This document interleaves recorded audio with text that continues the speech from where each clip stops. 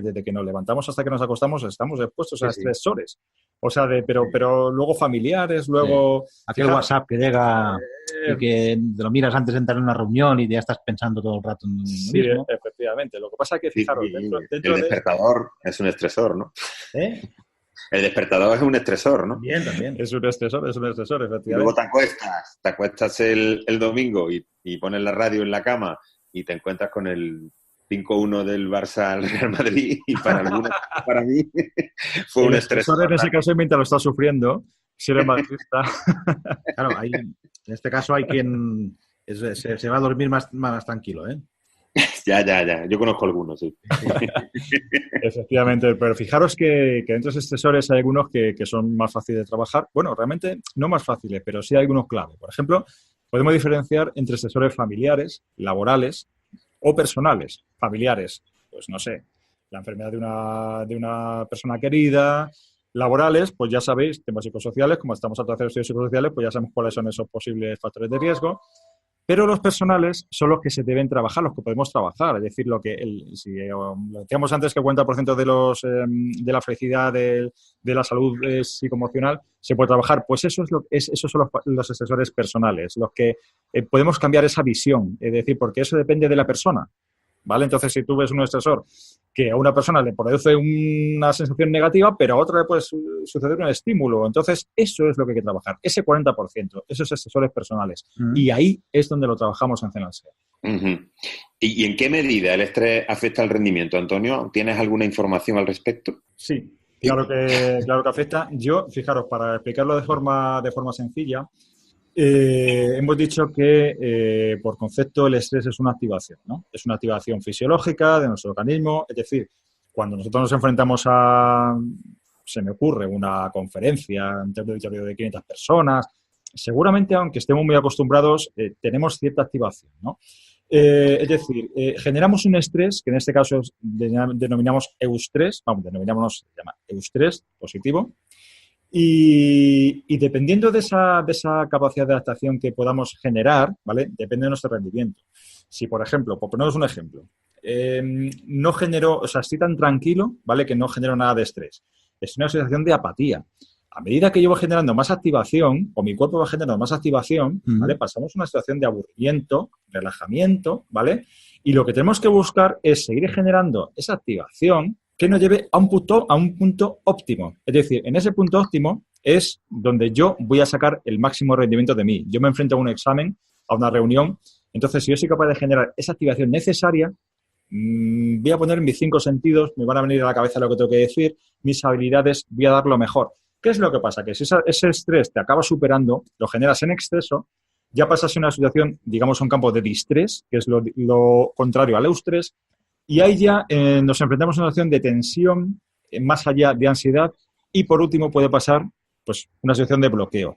Con lo cual, en general, ¿qué tenemos que trabajar? ¿Qué tenemos que, digamos, que comunicar a nuestros empleados, a nuestros líderes? Que hay que generar suficiente activación, que no es negativo, ni mucho menos, que tú estés nervioso ante un concierto, ante un auditorio, ante un examen, ante una reunión, no es negativo, siempre y cuando tú sepas controlar que no te lleve a una situación de bloqueo. Y eso es lo que trabajamos. Oye, Antonio, a veces en nuestra vida nos encontramos con situaciones complicadas, como hemos comentado antes, ¿no? ¿Se puede planificar nuestra vida en el sentido de saltar todo ese tipo de barreras? ¿Esto es planificable de algún modo? ¿Cómo afrontar todo esto, ser resilientes? Seguramente nos hemos encontrado muchas situaciones que podemos controlar, es decir, pues a lo mejor un cambio de compañía, es decir, algo que hemos dudado, ¿vale? Si realmente tenemos los recursos necesarios para hacerle frente, ¿no? Es decir, ¿qué estamos haciendo? Estamos viendo qué capacidad tenemos o deberíamos verlo para ver si ese nivel de dificultad vamos a ser capaces de sacarlo adelante, ¿no? Esto tiene una explicación. Es decir, para conseguir esto, lo que nos tenemos que enfocar es al reto. ¿Qué quiere decir? Por ejemplo, para que lo veamos claro, si una capacidad, yo tengo mucha capacidad porque tengo formación, experiencia, aprendizaje suficiente, pero a mí lo que me dicen es que hago una tarea muy sencilla, ¿vale? Pues, por ejemplo, en una cadena de producción, pues donde pues meter algo en una cajita o lo que sea. ¿Qué es lo que me pasa? Que estamos en una situación donde vamos a ser asesados por subestimulación, por así decirlo, ¿vale? Porque nuestra capacidad es mayor y entonces la dificultad es menor, con lo cual, ¿qué nos va a llevar a una situación de aburrimiento? Por el contrario, si queremos cambiar una compañía, un cargo, una responsabilidad donde percibimos que es muy superior a nuestra capacidad, es decir, que es muy difícil, ¿qué nos va a llevar a una situación de ansiedad, por así decirlo? No vamos a ser capaces, no tenemos los recursos para hacer frente a esa situación. Con lo cual, ¿qué sería lo ideal? Pues enfocarnos al reto. ¿Qué es el reto? Alinear, por así decirlo, la capacidad nuestra con la dificultad a la que queremos hacer frente. Si estamos en ese reto, una situación de reto constante, estamos en el nivel adecuado y eso repercute, por supuesto, en nuestro bienestar y en nuestra felicidad. Antonio, todo esto que nos has contado, ¿cómo lo habéis puesto en marcha en el grupo Cena? ¿Nos puedes poner algún ejemplo de todo este conocimiento que atesoras y que estás compartiendo? ¿Cómo lo has llevado a la práctica? ¿Concretarlo en algo, en alguna acción concreta? Claro. Nosotros esto lo empezamos a trabajar, Salva, bueno, si te soy sincero, no me acuerdo el año, pero hace ya bastantes años.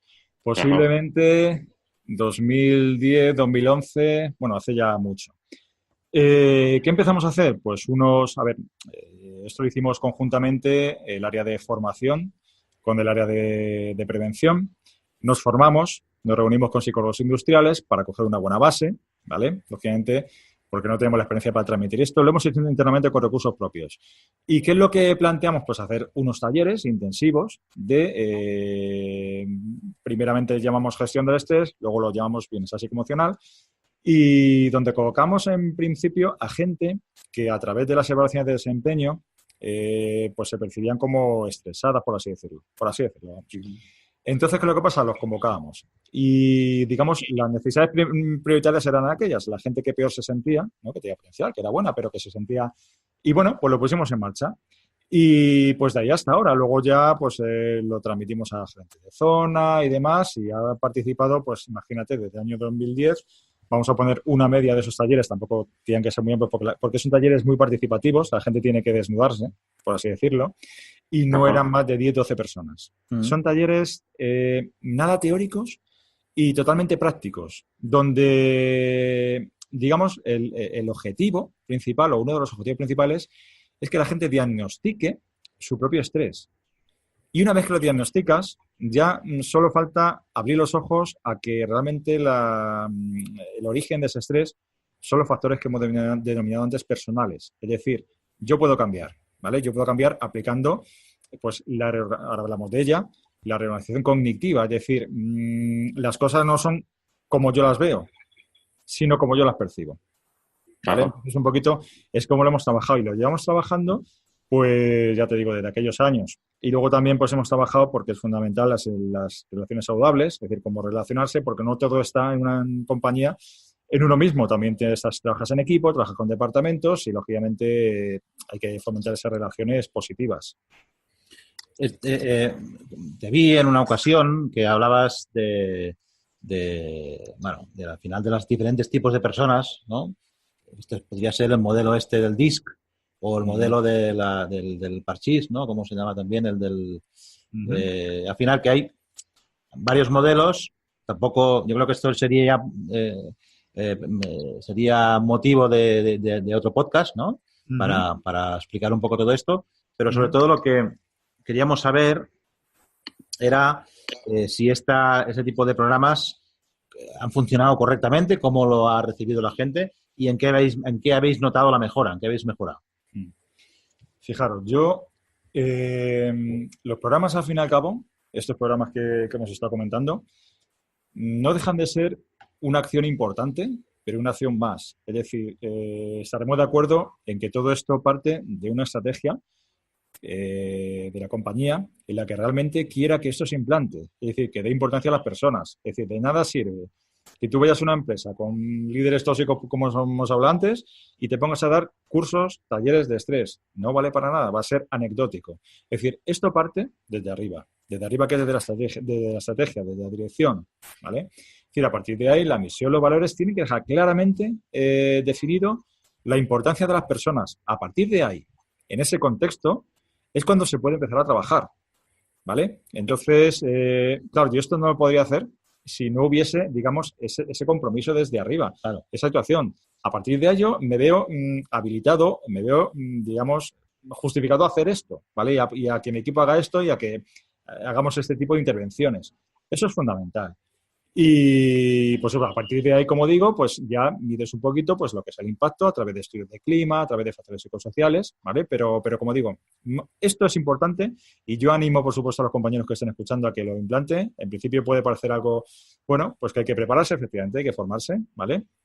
Pero el feedback es muy positivo, es decir, la gente lo agradece, la gente en los cursos es decir, estableces relaciones de gente que no conocías y que se desnuda, que dice sus cosas, que mejora muchas relaciones en ese grupo de gente. Es para mí muy positivo, pero como digo, lo más importante de todo esto es que parta desde la estrategia, desde la intención de la dirección de transmitir esos valores. Y Antonio, para finalizar, porque se nos va agotando el tiempo, ¿nos podrías comentar cuáles son las claves para implantar este tipo de programas con éxito? Yo diría que, aparte de lo que hemos comentado del compromiso desde arriba, es, digamos, abrir la mente, en este caso del servicio de prevención, de la información, y lanzarse a hacer cosas que a lo mejor hasta ahora no hemos hecho.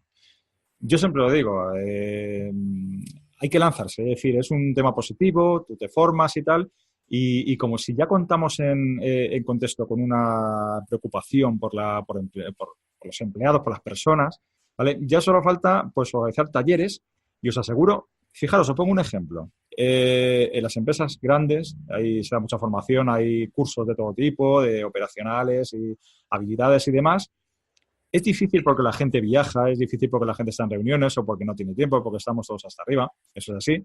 Os puedo asegurar que este taller, esos talleres que hemos ofrecido, teníamos una asistencia la mejor de todos los cursos. Es decir, es algo que a la gente le interesa. Luego el boca a boca funciona. Es decir, si tú sales con una sonrisa, si tú aprendes, es que aprendas a técnicas de memorización para que puedan, digamos, gestionar mejor la información en su día a día, ¿no? Entonces, a mí, yo cuando después de un curso, pues en el comedor o donde sea, pues me cruzo con la gente y me dice, oye, que fenomenal, es que me ha encantado y veo que esa relación encima perdura, ¿vale? Porque pues no nos conocíamos y nos hemos conocido, al final todo es positivo. ¿Cuál es la clave?